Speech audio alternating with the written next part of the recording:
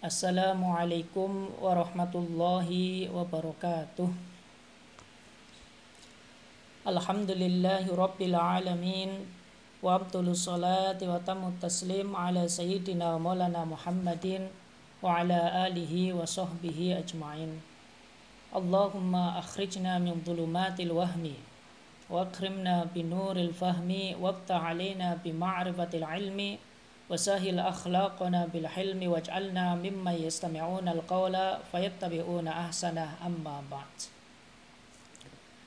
Permisah sekalian penikmat channel Imam Dirori TV yang semoga selalu dimuliakan oleh Allah Subhanahu wa taala. Alhamdulillah, pada kesempatan kali ini kita masih diberi kesempatan untuk memperluas wawasan keilmuan kita, wawasan keislaman kita, sehingga wawasan tersebut bisa menjadi sebuah senjata bagi kita semuanya atau menjadi sebuah pedoman bagi kita semuanya untuk berjalan menuju keridhaan Allah Subhanahu wa taala. Pemirsa sekalian yang dimuliakan oleh Allah Subhanahu wa taala, saya ingin menyampaikan sebuah hal yang saya kira ini sangat penting bagi kita semuanya, dan memang ini harus diketahui oleh kita semuanya selaku umat Islam. Hal yang saya sampaikan ini berkaitan tentang bagaimana cara ulama-ulama kita, imam madhab kita berinteraksi dengan Al-Quran dan berinteraksi dengan hadis-hadis dari baginda Rasul sallallahu alaihi wasallam. Ini perlu saya sampaikan sebab suatu yang sudah menjadi kesepakatan di antara kita semuanya, dan memang ini adalah anjuran Al-Quran. Ketika kita memiliki sebuah permasalahan, ketika kita berselisih di dalam sebuah permasalahan, maka kita harus mengembalikannya kepada Al-Quran dan hadis daripada baginda Rasul sallallahu alaihi wasallam, sebagaimana firman Allah Subhanahu wa taala yang berbunyi, fa idza tanaza'tum bi syai'in faruddu ilallahi wa ilar rasuli al-ayah. Dan juga ini juga yang dianjurkan oleh baginda Nabi Muhammad sallallahu alaihi wasallam di dalam sebuah hadisnya, taraktu fikum amrayn idza tamassaktum bihima lam tadillu abadan, kitaballahi kitabillahi wa sunnati rasulillah. Aku tinggalkan kepadamu dua pusaka, manakala kalian semuanya berpegangan dengan dua pusaka tersebut, maka kalian semuanya tidak akan pernah tersesat selamanya. Apa dari dua pusaka tersebut? Yang pertama adalah kitabullahi, Al-Quranul Karim, wa sunnati rasulillahi, yaitu sunnah-sunnah daripada baginda Rasul sallallahu alaihi wasallam. Jadi kembalinya kita kepada Al-Quran dan Al-Hadis itu adalah suatu kesepakatan di kalangan para ulama. Maka manakala kita ada permasalahan-permasalahan yang memang perlu dijawab tentang hukum-hukumnya, maka itu harus dikembalikan kepada Al-Quran dan Al-Hadis. Dan ini menjadi hal yang disepakati oleh umat Islam dimanapun keberadaannya. Akan tetapi yang perlu kita ketahui dan harus kita pahami, bahwasannya berinteraksi dengan Al-Quranul Karim, berinteraksi dengan hadis-hadis baginda Rasul sallallahu alaihi wasallam tidak bisa dilakukan secara sembarangan. Oleh karenanya kita harus paham betul di mana ulama-ulama kita zaman dahulu ketika berinteraksi dengan Al-Quran, ketika berinteraksi dengan hadis-hadis daripada baginda Rasul sallallahu alaihi wasallam, mereka membuat sebuah metodologi di mana metode ini adalah metode yang diajarkan oleh baginda Nabi Muhammad sallallahu alaihi wasallam, dan metode yang mereka pahami dari cara berpikir baginda Rasulullah sallallahu alaihi wasallam, cara berpikir para sahabat-sahabat baginda Rasul sallallahu alaihi wasallam. Lalu mereka teliti, mereka analisa metode-metode tersebut, lalu mereka bukukan di dalam sebuah karya mereka yang disebut dengan karya Usulul Fiqh, yaitu sebuah disiplin pengetahuan yang berorientasi tentang bagaimana cara kita semuanya, cara ulama-ulama kita semuanya berinteraksi dengan Al-Quran, berinteraksi dengan hadis daripada baginda Rasulullah Sallallahu Alaihi Wasallam. Ini perlu kita ketahui agar apa? Agar kita semuanya paham betul tentang posisi daripada kita semuanya masing-masing. Sehingga manakala kita paham posisi kita, kita paham makom kita, maka kita akan mengerti bagaimana cara yang baik yang harus dilakukan oleh kita ketika kita ingin berinteraksi dengan Al-Quranul Karim dan ingin berinteraksi dengan hadis baginda Rasulullah Sallallahu Alaihi Wasallam. Pemirsa sekalian yang dirahmati Allah Subhanahu Wa Taala, langkah yang dilakukan oleh ulama-ulama kita ketika berinteraksi dengan Al-Quran dan Al-Hadis, yang pertama kali mereka lakukan adalah mencari masalah yang ingin dicari hukumnya. Jadi mereka cari dulu masalah tertentu yang ingin dicari hukumnya di dalam Al-Quran dan hadis daripada baginda Rasulullah Sallallahu Alaihi Wasallam. Maka setiap langkah-langkah, setiap ayat-ayat Al-Quran yang memiliki hubungannya dengan masalah tersebut, mereka semuanya kumpulkan jadi satu. Sebab mereka paham, di antara ayat suci Al-Quran ada ayat yang mendukung dan sejalan dengan apa yang ada di dalam masalah tersebut. Namun juga terkadang ada ayat yang tidak mendukung terhadap masalah tersebut. Artinya bertentangan di dalam memberikan jawabannya. Begitu pula tentang hadis-hadis baginda Rasulullah Sallallahu Alaihi Wasallam.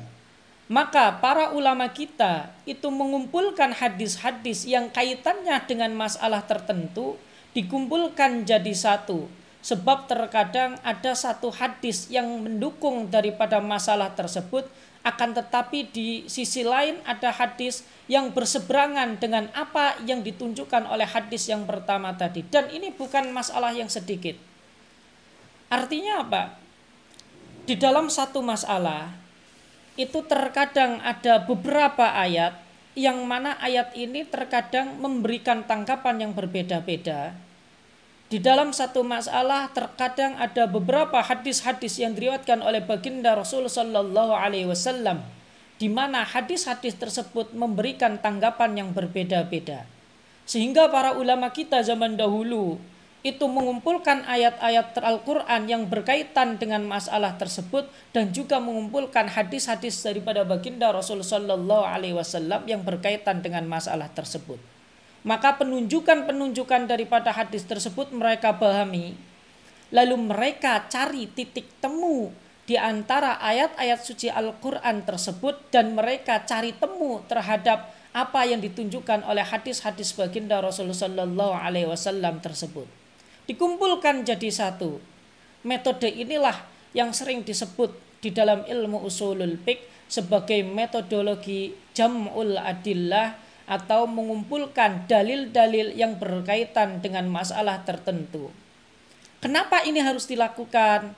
Tujuannya adalah untuk mencari titik temu di antara ayat-ayat Al-Quran tersebut dan juga mencari titik temu di antara hadis-hadis baginda Rasulullah Sallallahu Alaihi Wasallam tersebut, lalu akan mencari sebuah titik temu antara ayat-ayat Al-Quran dengan hadis-hadis baginda Rasulullah Sallallahu Alaihi Wasallam di dalam suatu masalah tertentu. Sehingga nanti hukum yang dihasilkan daripada ayat-ayat suci Al-Quran tersebut dan hukum yang dihasilkan dari hadis-hadis baginda Rasul tersebut memang hukum yang sudah matang, hukum yang ada dan tersirat di dalam ayat-ayat suci Al-Quran dan yang tersirat juga di dalam hadis baginda Rasul Sallallahu Alaihi Wasallam.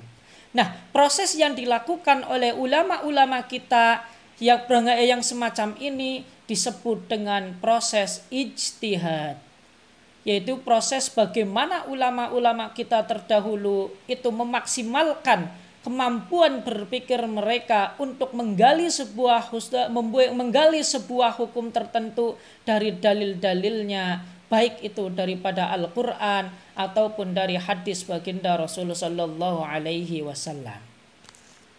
Akan tetapi yang menjadi catatan kita di sini adalah ijtihad yang dilakukan oleh ulama-ulama kita itu tidak bisa dilakukan oleh sembarang orang.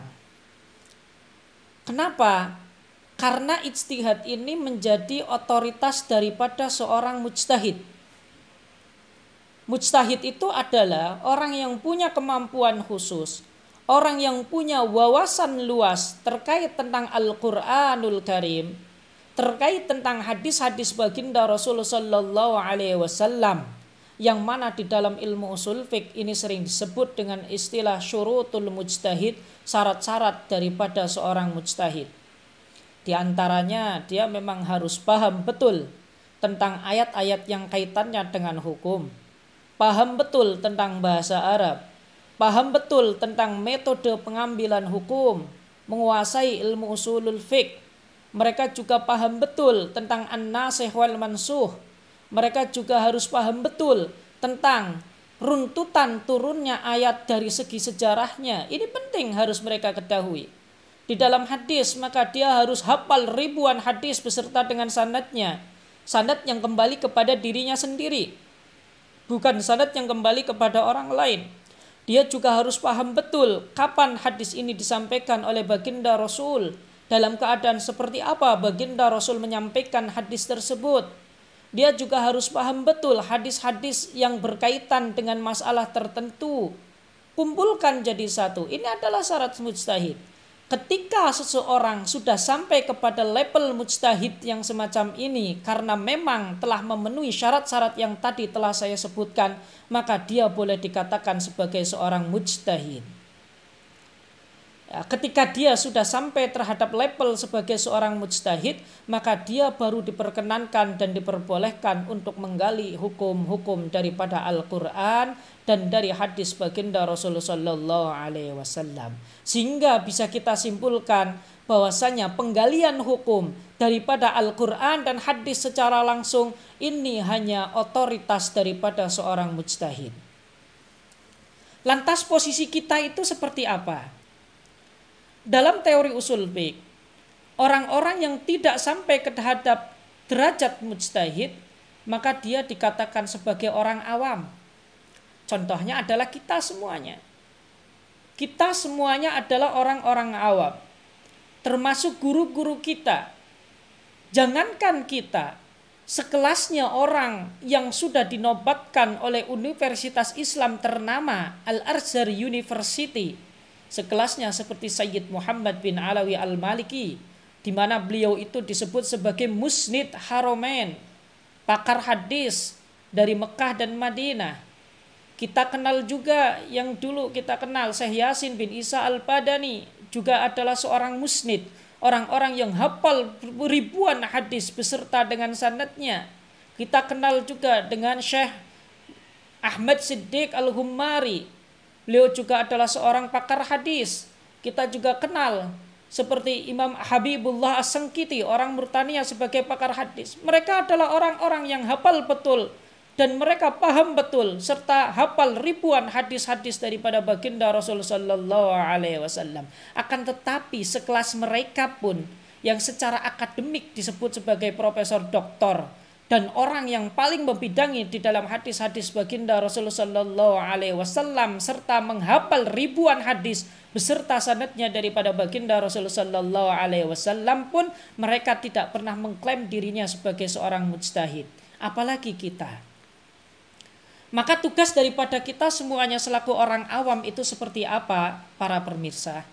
Maka tugas kita selaku orang awam ketika berinteraksi dengan ayat-ayat suci Al-Quran dan ketika berinteraksi dengan hadis-hadis baginda Rasulullah Sallallahu Alaihi Wasallam itu adalah mengikuti ijtihadnya daripada para mujtahid. Berarti kewajiban kita yang memang harus kita lakukan adalah mengikuti pendapat-pendapat daripada orang-orang yang sampai ke dalam level mujtahid. Dalam hal ini adalah imam-imam madhab yang kita kenal sampai saat ini. Itu yang harus menjadi anutan kita semuanya. Kenapa kita tidak boleh berijtihad langsung daripada Al-Quran dan Al-Hadis? Alasannya tadi, karena kita semuanya bukan orang yang sampai ke dalam level mujtahid. Sehingga secara agama dan secara teori keilmuan di dalam agama, kita tidak diperkenankan untuk menggali hukum daripada Al-Quran dan Al-Hadis secara langsung. Karena posisi kita bukan sebagai seorang mujtahid. Pemirsa yang dimuliakan oleh Allah Subhanahu wa taala. Lantas kalau ada orang telah memenuhi syarat sebagai seorang mujtahid, lalu kemudian dia berijtihad. Ini andai kata ada seseorang, dia telah memenuhi syarat-syarat sebagai seorang mujtahid yang tadi saya sebutkan. Lalu kemudian dia berijtihad untuk menggali hukum daripada Al-Quran dan Al-Hadis. Apakah diperbolehkan? Tentunya sangat diperbolehkan kalau memang telah memenuhi syarat-syarat sebagai seorang mujtahid. Akan tetapi ijtihad yang dia lakukan, ijtihad yang dia hasilkan atas penalaran terhadap Al-Quran dan penalarannya terhadap hadis-hadis daripada baginda Rasulullah Sallallahu Alaihi Wasallam, ijtihadnya tidak bisa untuk membatalkan ijtihad yang telah dihasilkan oleh ulama-ulama terdahulu. Kenapa? Karena ijtihad yang telah ditetapkan oleh ulama-ulama terdahulu tidak bisa dibatalkan dengan ijtihad yang muncul oleh ulama-ulama kontemporer atau ulama-ulama kekinian yang memang telah mengaku atau telah memenuhi syarat-syarat sebagai seorang mujtahid. Maka hukum yang telah dirumuskan oleh imam madhab tidak bisa kita batalkan dengan ijtihad baru yang dilakukan oleh orang-orang tertentu atau dilakukan oleh segelintir orang. Itu pun kalau memang mereka telah memenuhi syarat-syarat sebagai seorang mujtahid. Misalkan Imam Syafi'i mengatakan hukum daripada suatu masalah adalah halal. Lalu kemudian ada mujtahid lain atau mujtahid di zaman kita sekarang ini, dia berijtihad lalu menghasilkan hukum yang berbeda dengan hukum yang dihasilkan oleh Imam Syafi'i. Maka hukum yang mereka temukan atau hukum baru yang mereka temukan dari hasil ijtihadnya, kalau memang mereka telah memenuhi syarat sebagai mujtahid, tidak bisa untuk membatalkan hukum-hukum yang telah dilakukan oleh ulama-ulama terdahulu di dalam sebuah hukum. Pemirsa yang dirahmati oleh Allah Subhanahu wa taala. Sebagai akhir daripada video yang saya buat ini, marilah kita semuanya menyadari posisi daripada diri kita semuanya, di mana kita semuanya adalah orang awam. Kita semuanya adalah orang yang tidak hafal terhadap ayat-ayat Al-Quran secara utuh. Kalau toh kita hafal ayat-ayat suci Al-Quran secara utuh, tetapi kita tidak paham apa maksud dibalik ayat-ayat suci Al-Quran tersebut. Kita juga tidak mengetahui mana ayat yang pertama kali turun, mana ayat yang paling akhir turun, mana ayat yang turun lebih dahuluan di antara ayat-ayat yang lain. Kita juga tidak paham betul kapan ayat ini diturunkan oleh Allah Subhanahu wa taala, dalam keadaan seperti apa Allah menurunkan ayat ini kepada baginda Rasulullah sallallahu alaihi wasallam. Kita juga tidak hafal ribuan hadis. Terlebih kita hafal sanad-sanadnya, tentunya tidak hafal. Kita juga tidak paham betul kapan hadis ini diucapkan oleh baginda Rasulullah sallallahu alaihi wasallam. Dalam keadaan seperti apa baginda Rasulullah sallallahu alaihi wasallam menyampaikan hadis-hadis tersebut. Maka ketika kita sadar betul akan keterbatasan kita terhadap pengetahuan Al-Qur'an dan juga pengetahuan terhadap hadis baginda Rasulullah sallallahu alaihi wasallam, maka sudah barang pasti kita bukan sebagai seorang mujtahid, tetapi kita adalah seorang awam, di mana kewajiban kita itu adalah mengikuti imam-imam madhab yang telah berusaha untuk merumuskan hukum-hukum kepada kita semuanya. Lantas kepada siapa kita harus mengikuti? Maka kita wajib mengikuti seorang mujtahid, Siapakah mujtahid-mujtahid tersebut? Yaitu merekalah para imam madhab yang telah berusaha untuk menggali hukum daripada Al-Quran dan Al-Hadis dengan kemampuannya masing-masing, dengan metodologi yang mereka rumuskan di dalam sebuah disiplin ilmu yang namanya ilmu usulul fiqh.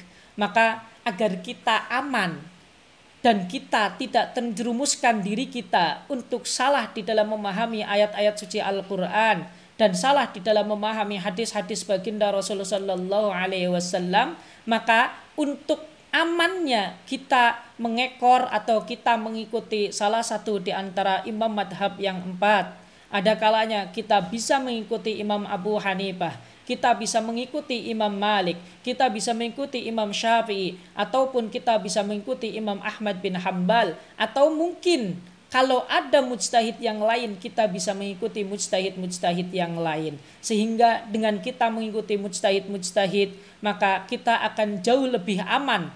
Bahkan kita juga akan terbebas dari ancaman yang Allah berikan kepada kita, yaitu ketika kita berbicara tentang sesuatu di mana kita semuanya tidak memiliki pengetahuan terhadap sesuatu tersebut. Wala taqfu ma laisa laka bihi ilmun. Inna sam'a wal basara wal fuada kullu ulaika kana anhu mas'ula. Jangan sampai kita mengatakan segala sesuatu tanpa didasari dengan sebuah pengetahuan. Kenapa? Karena pendengaran kita, mata kita, hati kita semuanya akan ditanyakan oleh Allah Subhanahu wa taala atas apa yang dilakukannya masing-masing. Maka sebagai himbauan daripada saya secara pribadi kepada umat Islam seluruhnya, kepada pemirsa semuanya, mari kita sadar betul akan posisi diri kita, yaitu kita adalah sebagai seorang yang awam. Maka kewajiban daripada kita semuanya adalah mengikuti hasil ijtihad yang dilakukan oleh para mujtahid terdahulu. Dalam hal ini adalah ulama-ulama terdahulu atau imam madhab terdahulu, yang mana hasil ijtihadnya telah kita baca dalam kehidupan kita sehari-hari ini dan menjadi pedoman bagi kehidupan kita sehari-hari. InsyaAllah ini akan bermanfaat bagi kita semuanya. Sekian dari saya. Semoga bisa memberikan wawasan lebih kepada kita semuanya tentang bagaimana kita berinteraksi dengan Al-Quran, bagaimana kita berinteraksi dengan hadis-hadis baginda Rasulullah Sallallahu Alaihi Wasallam. Sekian daripada saya. Wassallallahu ala sayyidina Muhammadin nabiyil ummi wa ala alihi washabihi wasallam. Walhamdulillahi rabbil alamin. Assalamualaikum warahmatullahi wabarakatuh.